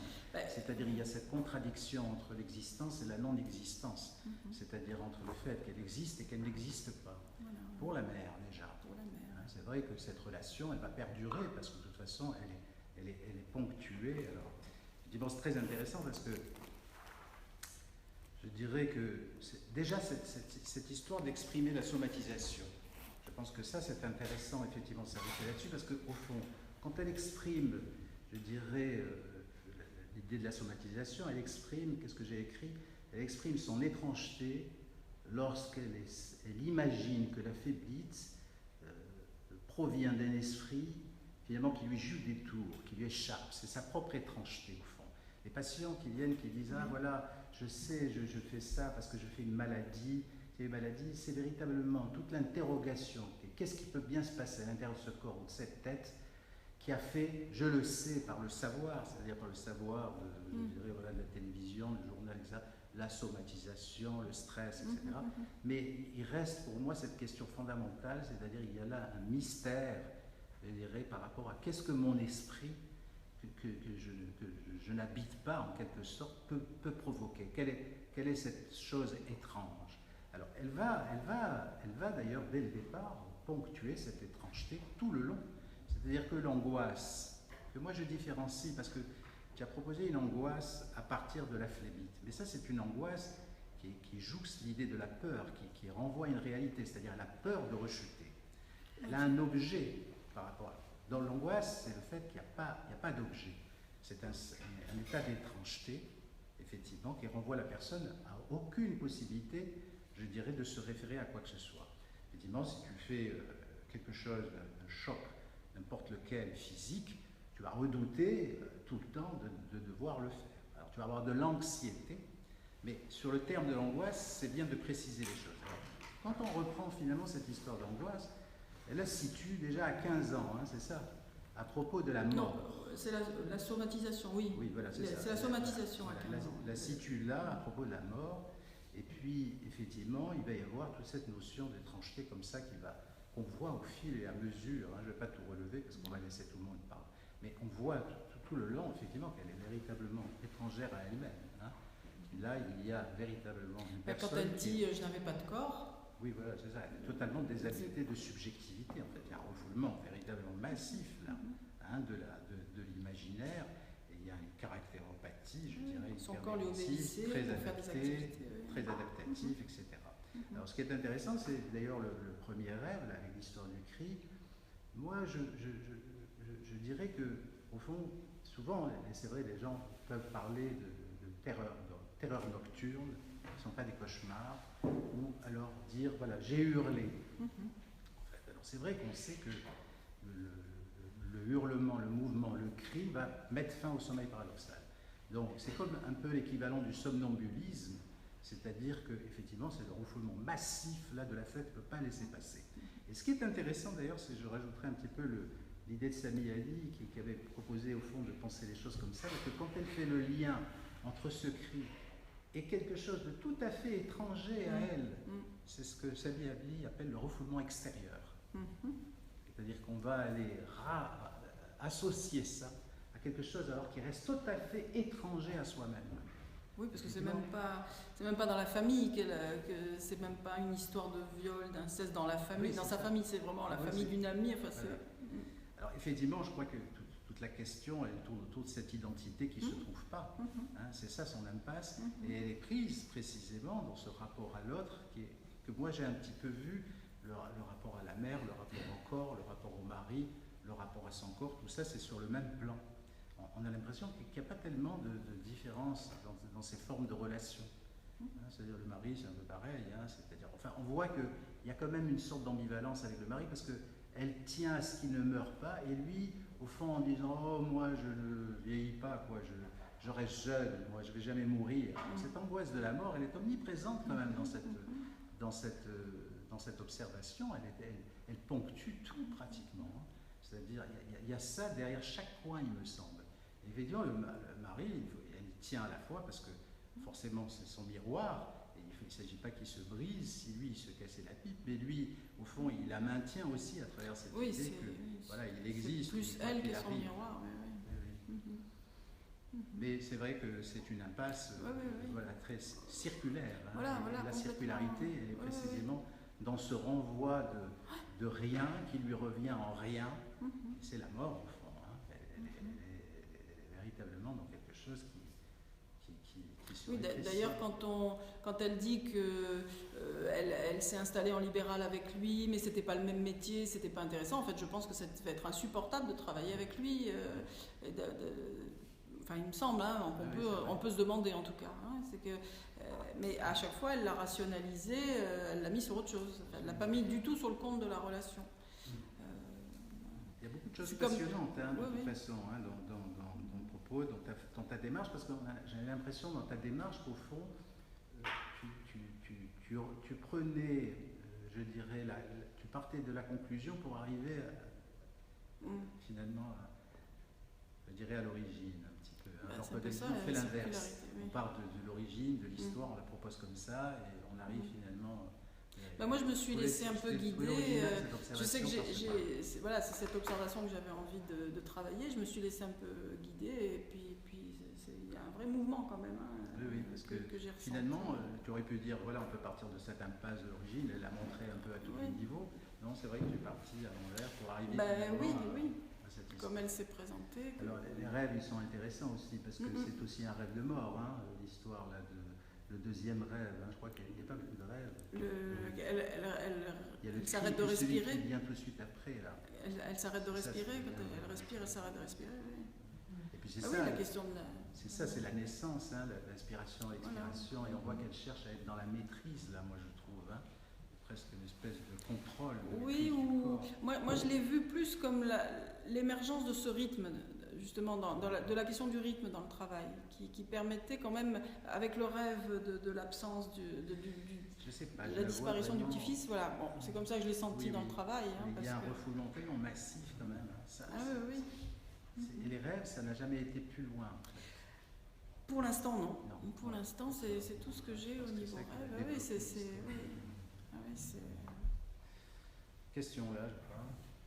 Moi, je ne suis pas trop d'accord quand on dit qu'elle est dans la maîtrise, parce que moi, il me semble qu'elle cherche aussi de vraies bonnes solutions. Ah, ça, elle cherche que ça toute sa vie. Voilà, elle passe sa vie à chercher des solutions. Les scouts, ça pourrait être une solution, mais il y a un problème, elle est obligée d'arrêter. Elle n'est pas là. L'enfant adopté, c'est une forme de solution, mais c'est difficile, mais là, elle fait l'effort de faire une première thérapie. Un mari, ça peut être une solution aussi, disons-le. Oui, elle cherche désespérément. C'est pas toujours une très bonne solution. Finalement, elle retourne voir une autre thérapeute. Donc, on voit quand même qu'elle a ce souci de chercher des solutions. Évidemment, il y a tout ce fond dans lequel elle essaye de ne pas voir, de ne pas penser, de contrôler l'affect, d'être dans une certaine maîtrise, mais on voit quand même cette recherche de solutions, et c'est ça aussi qui produit cet effet de spirale et de cercle à la fois positif et négatif. Alors, moi je trouve que c'est très intéressant parce que ça rappelle ce que dit Sami Ali, qu'avec sa théorie, on doit pouvoir comprendre dans l'histoire d'une vie l'alternance des épisodes somatiques, des épisodes dépressifs, des épisodes d'angoisse. Et alors là, on a tout un cheminement comme ça, en spirale. Des fois elle paraît positive, des fois elle paraît négative, etc. Qui finalement l'amène chez toi. Et alors, moi je voudrais insister sur un événement dont tu n'as pas parlé qui me paraît très important, c'est la première thérapie. Si, j'en ai parlé. Oui, elle a dit qu'elle avait fait plein de rêves. Mais il y a un truc particulier dans cette première thérapie, c'est ce rêve qu'elle fait de la fougère, qu'elle présente comme si elle avait fait la découverte extraordinaire de la signification de sa vie, et comme si elle avait pu en thérapie finalement naître enfin. Et je pense que souvent les patients se trompent quand ils font... les patients sont pressés et ils croient que c'est fait quand ils font ce genre de rêve. En fait, c'est un rêve programme, c'est-à-dire, tu as parlé de rêve programme. Oui, là, c'est avec moi, mais là-bas c'était avec quelqu'un d'autre. Des fois, les thérapeutes se trompent aussi d'ailleurs, c'est-à-dire qu'ils n'insistent pas auprès des patients. Mais vraiment, ce rêve, il dit, voilà le travail qu'on pourrait faire en thérapie. Voilà le travail qui pourrait être fait, c'est de t'amener à ça. Mais à ce moment-là, elle arrête la thérapie. Et finalement, elle l'a fait avec toi maintenant. Voilà, elle la reprend. C'est pour ça que c'est une deuxième naissance. Une deuxième naissance. Et je pense qu'elle en est là. Grâce à son embolie pulmonaire, elle a une chance d'aller au bout d'une thérapie qu'elle a commencée, qu'elle a interrompue. Au bout d'un an, malheureusement, c'est vraiment... oui, quand elle a adopté, une fois qu'elle a eu son enfant. Deuxième chance dans sa spirale. Mais bon, à quel prix À quel prix? Parce que pris d'une embolie pulmonaire. Oui, mais elle y est là maintenant. Elle y est. Mais moi, il me semble qu'elle elle arrive fait avec toi, quoi. Il me semble que justement, elle n'arrive pas à confronter le conflit et elle s'enfonce, moi, il me semble. Et la deuxième embolie, elle n'est pas étonnante d'ailleurs. Hein. Non. Ah oui, franchement, hein, parce que cette angoisse est un signal. Je ne parle pas de la somatisation, et je ne parle pas de la somatisation qui est réactive à l'embolie, que moi je nomme peur. Non, l'angoisse, tu veux dire. L'angoisse réactive. Je parle de l'angoisse, l'angoisse qu'elle peut proposer. Cette angoisse, elle est un signal. Elle est un signal qui signifie quoi? Qu'effectivement, elle a de temps à autre des états où elle va côtoyer comme ça l'étrangeté avec elle-même. Donc il y a quelque chose au niveau de l'identité qui n'est pas posé clairement. On voit que, effectivement, on comprend l'histoire parce que l'identité est prise dans une impasse relationnelle et la question de l'affectivité n'a vraiment un peu foulé, on ne peut pas dire le contraire. On pense qu'elle a eu que la possibilité de s'adapter, cette femme. Elle n'a pas d'autre fonctionnement. D'ailleurs, quand dans elle... l'adaptation forcée. Hein. Mais oui, d'ailleurs, dans la façon dont elle a accueilli son enfant, elle dit bien, à l'aéroport, il a abandonné sa langue maternelle. Moi, je pense que c'est elle qui a fait une pression sur l'enfant pour qu'il n'a pas eu le choix. C'est-à-dire qu'il faut s'adapter. Il faut savoir lire. Il faut s'adapter tout de suite. Quoi. Oui, donc après, il y a des problèmes à l'adolescence. Elle n'a pas trop développé. Pour l'instant, on n'a pas... Et ça aussi, c'est très intéressant, parce que la langue maternelle est d'emblée la langue étrangère. Voilà. Et elle apprenait des langues, à ses poupées, elle leur apprenait des langues étrangères. Alors c'est ça, comment arriver, je dirais, à pouvoir, comme ça, tenter d'apporter des étayages à cette problématique qui va, je dirais, se révéler à travers cette identité subjective absente d'elle-même, c'est-à-dire cette non-reconnaissance d'elle-même, parce que la non-reconnaissance des autres. Et oui, bien sûr. Et comment cette personne va chercher, je dirais, à développer ces comportements de maîtrise et de contrôle pour tenter de se suradapter à ce problème, qui est un problème qui la tire toujours vers le fond. Avec la peur, moi je pense que c'est la peur de perdre l'autre qui est centrale.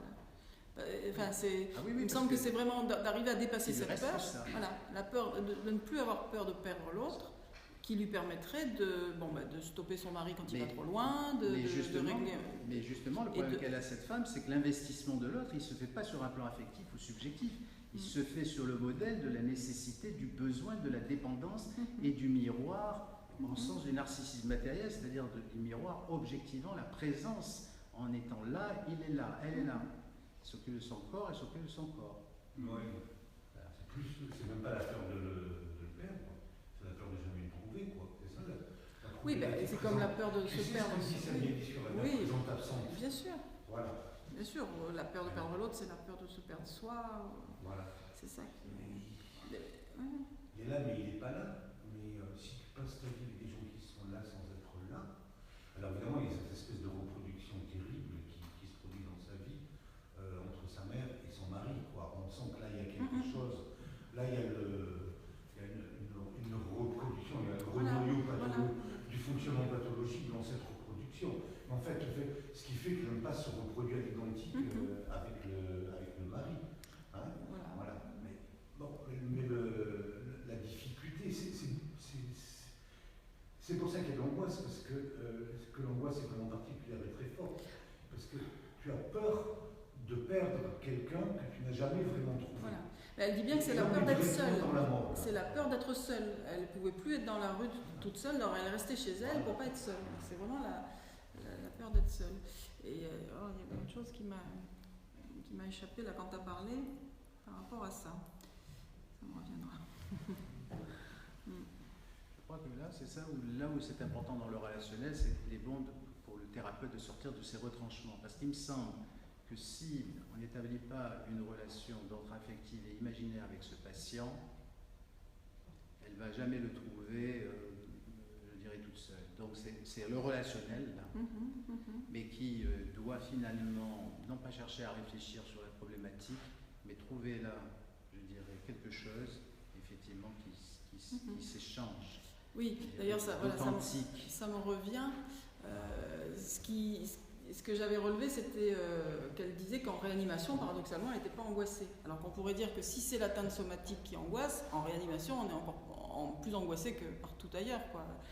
Mais en fait, on est pris en charge. Donc du coup, elle trouve la relation. Donc elle est plus angoissée, embolie ou pas, elle est entourée. Elle a du monde, tout le monde s'occupe d'elle, et là, l'angoisse disparaît. Et ça, elle dit c'est paradoxal, mais elle voit pas le côté relationnel, qu'elle est plus angoissée parce qu'elle est plus seule.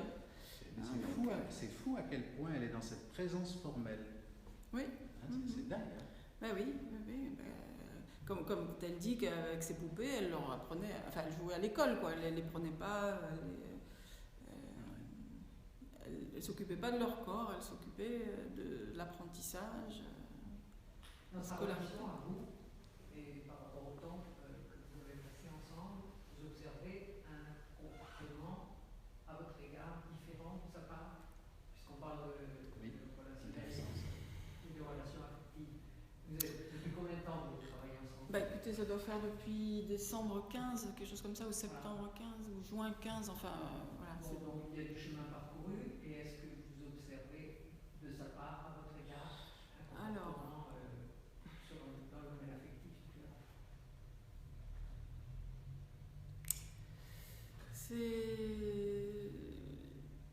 Elle est comment elle est avec moi?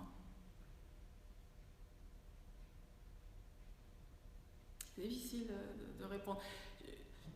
Elle a pu changer dans un petit peu de confiance. Mais comme c'est quelqu'un qui a travaillé en clinique, qui a un savoir médical, qui connaît les médecins, qui les a côtoyés, qui a parlé avec eux, elle était dans un service important, elle a fait des choses importantes. Donc elle a ce côté un petit peu de partager un savoir, un peu objectif. Alors, elle apprécie quand même d'être écoutée. Mais quand elle a dit je voudrais être écoutée, mais il faut bien qu'il y ait quelqu'un en face, bon, elle n'a pas non plus dit bah oui, vous êtes là, quoi. Elle était encore dans il n'y a personne. Donc moi, oui, je compte, mais pas encore dans vraiment d'être en relation où elle sent la relation, pas encore. Quelle fréquence vous voyez? On se voit une fois tous les 15 jours. Bon, je crois que ça doit répondre à sa demande de présence formelle. De toute façon, je pense que ça doit... Elle attend des choses quand même. Parce que le deuxième rêve, quand même, je pense qu'il est un peu transférentiel. Enfin, il ne peut l'être. Il ne peut que l'être. C'est-à-dire celui de la disparition. Oui. C'est à la fois, je dirais, sa grande problématique de mettre en jeu la disparition, parce que c'est cette confrontation. Et je pense que peut-être elle fait allusion à ta présence. Là. Oui, ou qu'elle disparaisse elle, pour moi. Enfin, mais ce qui me paraissait intéressant, c'est que là, c'était en images quand même, et que c'était des vraies images qui parlent vraiment d'absence. Alors que jusqu'à présent, il y avait la respiration, il y avait le cri, mais il n'y avait pas les images. Des images liées à l'affect, parce que quand même son petit-fils... Ah oui, alors avec le petit-fils, il y a une histoire de sorcière. Il faudrait que je retrouve ça. En ce moment, il l'appelle le soir, où son père fait appeler sa grand-mère pour chasser une sorcière. Et justement, elle disait, bon, alors tu lui donnes un petit coup de balai, puis elle va s'en aller, la sorcière. Et puis elle me dit, mais pourquoi il rêve de sortir, enfin pourquoi il veut pas s'endormir parce qu'il y a la sorcière, pourquoi ça revient? Alors je dis, si ça insiste, c'est que peut-être cette sorcière, elle veut quelque chose, elle a besoin qu'on l'écoute aussi, enfin elle a une place. Alors elle était un peu intéressée par cette hypothèse, parce que le réflexe, ça serait de chasser la sorcière, et donc la sorcière, ça serait plutôt elle en tant que grand-mère, de se chasser, alors qu'en fait il y a un appel plutôt à ce qu'elle soit là. Alors après j'ai parlé de la présence féminine, parce que les parents sont séparés récemment, donc est-ce qu'il a besoin d'une présence féminine le soir, et qu'il n'ose pas dire que c'est une jolie jeune femme parce qu'il est en compétition oedipienne avec son père, et il dit que c'est une sorcière qui vient près de son lit la nuit, des choses comme ça. Mais c'est vrai qu'elle, son réflexe c'était bon, la sorcière, du balai, quoi. Donc la relation, il y a toujours le réflexe, il faut être rationnel, il ne faut pas partir dans l'imaginaire comme ça. Il faut l'instiller à dose homéopathique, oui. Mais elle est très attachée à son petit-fils. Déjà, oui. Moi, s'il y a une impasse, c'est une impasse de la parole, une impasse langagière.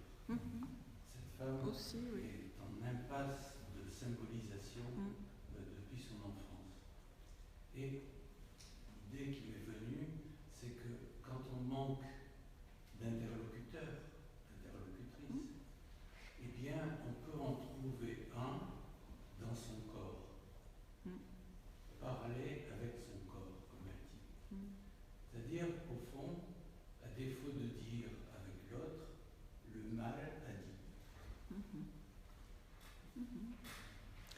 moi je le dirais plus au niveau relationnel, c'est-à-dire que le corps prend une place dans la relation plutôt que le corps parle, mais bon, ça revient un peu...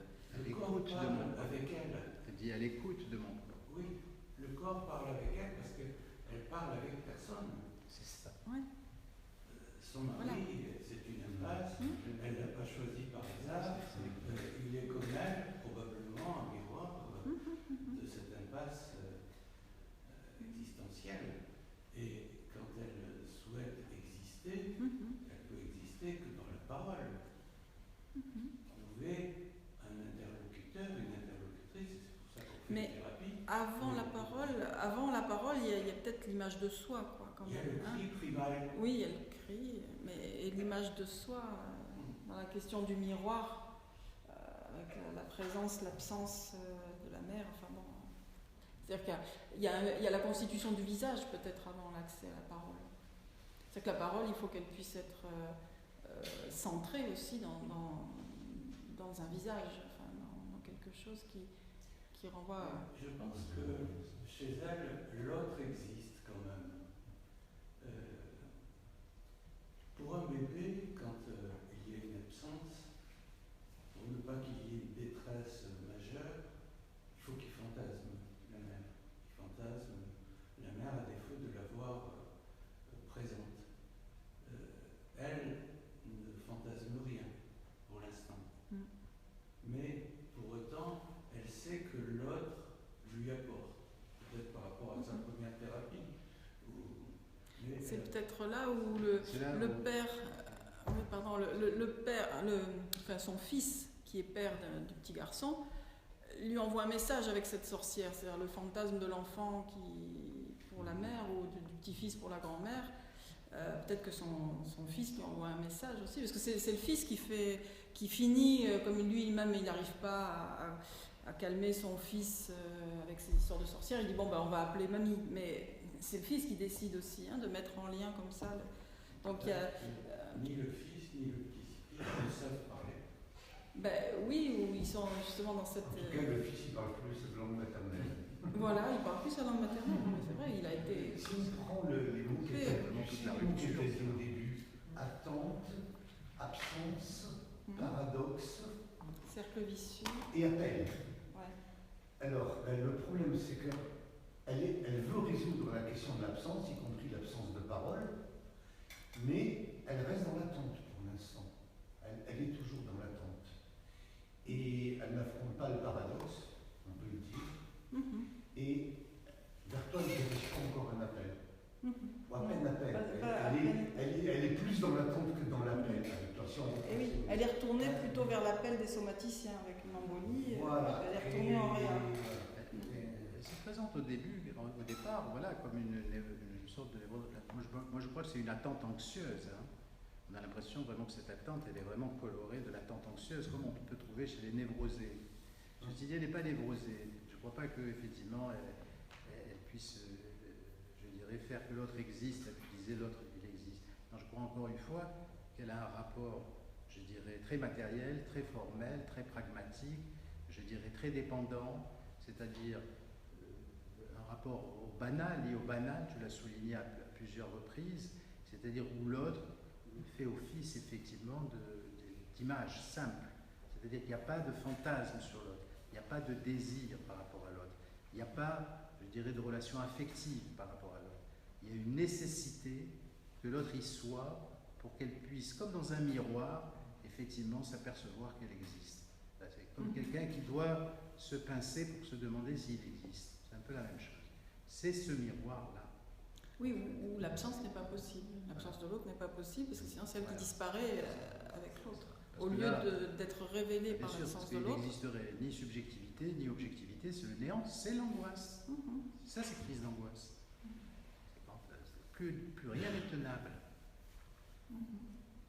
C'est-à-dire, l'angoisse, c'est ça, c'est disparaître. C'est la peur de disparaître. Donc, elle manifeste ça à travers effectivement, je dirais, cette angoisse. D'emblée, elle nous propose effectivement cette question d'identité mal posée, absente, pris dans la contradiction relationnelle. Et dès l'origine, et puis a ponctué, a été entretenu. Oui, c'est pour ça que quand j'ai introduit l'histoire de négatif-positif, j'ai dit l'angoisse, il ne faut pas tomber dans le négatif pour faire écho, pour qu'elle entende un peu cet écho, que l'angoisse, c'est quand on est comme ça. complètement dans le trou, quoi. C'est ça. C'est la chute dans le trou, dans le puits. Je trouve que ça, c'est pas mal parce que c'est une manière de lui donner une sorte de métaphore. Et je pense que c'est aussi ça l'étayage auquel je faisais allusion tout à l'heure. Ça peut être du relationnel direct, mais ça peut être aussi, je dirais, arriver à créer une métaphore où il y a un entendement. Voilà, et ça crée une ouverture vers... vraiment, ça a fonctionné. Elle l'a entendu. Vraiment, l'échange, je l'ai retranscrit comme il était. C'est-à-dire qu'il n'y a pas eu 3 séances entre les deux, quoi. Paf, paf, elle a entendu. Et négatif, positif, mais il ne faut pas tomber dedans. Alors, comment on fait? Qu'est-ce que ça veut dire? De quoi il s'agit? Voilà. Et donc là, on peut commencer à travailler toutes ces questions.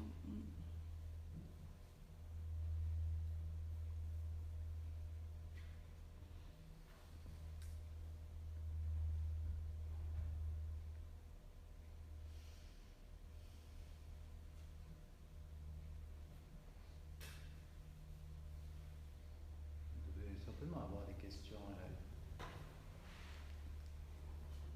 Cette embolie dans le cours de travail, ça pose question. Est-ce qu'il y a eu une absence? Alors oui, j'allais le dire, c'est un moment où elle a eu plusieurs voyages sur Paris, et il y a eu pas mal de séances. Il faudrait que je retrouve dans les rendez-vous. Je crois qu'il y a eu pas mal de rendez-vous où elle n'a pas pu être là. Et elle est revenue en disant, voilà, j'ai fait une deuxième embolie. Une résistance quand même. C'est pas tellement l'embolie elle-même que le fait qu'elle continue de ne pas sentir la phlébite. Voilà, j'ai dit, mais c'est quand même curieux, c'est au même endroit. C'est au même endroit. C'est le même problème. Une femme qui est habituée à toucher des corps et à reconnaître des corps quand on les touche. Alors c'est une phlébite à laine. Du coup, c'est à laine, la phlébite. Donc c'est peut-être moins net que dans le mollet, où le mollet, l'œdème se sent plus, mais enfin, en même temps, c'est là. C'est peut-être là. Enfin, voilà. Oui, parce que d'ailleurs, à propos de cette deuxième embolie, elle réitère sur l'idée de la trahison. C'est-à-dire, elle réitère ce que je disais tout à l'heure, par rapport à cette espèce de voilà, qu'est-ce qui se passe dans ma tête? C'est-à-dire, qu'est-ce que je suis capable d'être, en fait, quel est ce mystère qui est moi-même? Que oui, là elle s'en prend. Je me trahisse, c'est-à-dire vraiment, c'est de ne pas se connaître. Là vraiment, elle dit... ça immédiatement. Elle dit... ça immédiatement. Oui, puis elle est vraiment en prise avec son corps, et c'est vraiment au corps qu'elle en veut. Alors que dans la première embolie, ça apparaissait pas comme ça. Tandis que là, elle en veut à son corps. Hein. Elle dit, mais... Son corps parle, elle ne l'écoute pas. Ouais. Elle en veut à son corps. Elle lui en veut. La haine du corps. Ah ouais. Elle dit, j'avais pas de corps, quoi. Je le mettais dans un tiroir, il faisait tout ce que je demandais, et puis c'est tout. Quoi. C'était son job. Oui, elle croit que son corps parle. Hein, c'est ça. Oui, elle croit que son corps parle, mais elle ne comprend rien au langage. Mais elle n'écoute pas, oui. La langue maternelle. Oui, c'est ça. Tout est là. Oui, alors la mère faisait des phlébites, hein, et quand elle faisait des phlébites, et quand elle faisait des phlébites, elle me gardait, et c'était quand même un bon moment pour elle, quoi. Parce que là... je trouve que ça rappelle cette histoire du mec qui est en train de se noyer et qu'il dit à Dieu de lui envoyer quelque chose, envoie-moi un signe, quelque chose pour me sauver. Et Dieu lui envoie, mais c'est un type qui se trompe sur la langue de Dieu, sur le symbolique. Donc Dieu lui envoie une planche, d'abord une petite planche comme ça. Et puis après il envoie une barque au loin, il dit, oh, je ne vais pas me fatiguer à faire des signes, c'est pas besoin, Dieu va me sauver, Dieu va me sauver. Dieu va m'envoyer vraiment quelque chose pour moi. Et il est persuadé que, et puis finalement, il envoie encore autre chose, finalement, 3 fois, et puis il meurt, puis il est autoparalytique, puis il dit, tu m'as rien envoyé, non. Et Dieu dit, comment je t'ai envoyé une planche, un bateau, non, tu comprends rien, mon Dieu, pour toi. Voilà. Elle, avec son corps, elle est pareille, quoi. Elle dit que son corps parle, mais elle ne voit pas qu'il est en relation. Elle se trompe sur... Elle ne voit pas les signes, quoi. C'est vraiment du symbolique, quoi. Là, c'est ça qui est intéressant, je dirais, pour revenir sur les fondamentaux de la psychosomatique relationnelle, Voilà. c'est de s'apercevoir effectivement qu'il n'existe pas de corps imaginaire, qu'il n'y a pas de corps hystérique, qu'il n'y a pas de, je dirais, voilà, hormis le compromis à travers la somatisation, qui est déjà un avertissement, et qui va aller, si on n'en tient pas compte, vers le conflit va aller vers l'impasse, et là on va tomber dans les somatisations ou la dépression, les somatisations réelles. C'est-à-dire que là on va avoir, alors, pourquoi l'embolie, pourquoi à ce moment-là, etc. Mais quand on essaye de faire des corrélations, effectivement on s'aperçoit, d'ailleurs c'est intéressant ton travail parce qu'on voit l'aspect multidimensionnel, c'est-à-dire effectivement de cette théorie, c'est-à-dire qu'on n'est pas enfermé, je dirais, dans des structures ou dans des isolements comme ça symptomatiques, mais on voit l'évolution et on voit la variabilité symptomatique et essentiellement celle-ci, c'est-à-dire comment elle passe de l'angoisse, je dirais, à la dépression, comment elle peut passer de la somatisation, je dirais, névrotique, imaginaire, à la somatisation réelle. Et c'est là où c'est important d'avoir un chemin de pensée pour s'y retrouver dans tout ça. Il y a des tas de facteurs qui sont liés les uns aux autres, mais ils ne sont pas liés n'importe comment. Et il faut essayer de suivre et d'amener le patient à dérouler le chemin, le tapis un petit peu au fur et à mesure, et pas en faire un bouchon, enfin un chiffon. Enfin, il faut arriver à dérouler les choses. Parce que c'est vrai qu'au départ, voilà, c'est ça, mais c'est simple, mais il n'y a pas tout ce qu'il faut, quoi. Donc on voit que combien c'est vaste, quoi, hein, ce que peut ouvrir la relation. Enfin, c'est énorme. D'autres questions? Enfin, je ne veux pas non plus embrouiller les esprits.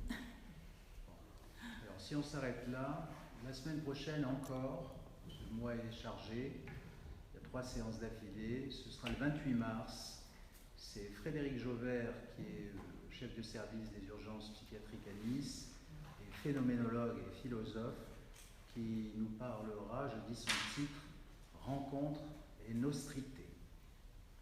Merci d'être venu ce soir, à mardi prochain j'espère.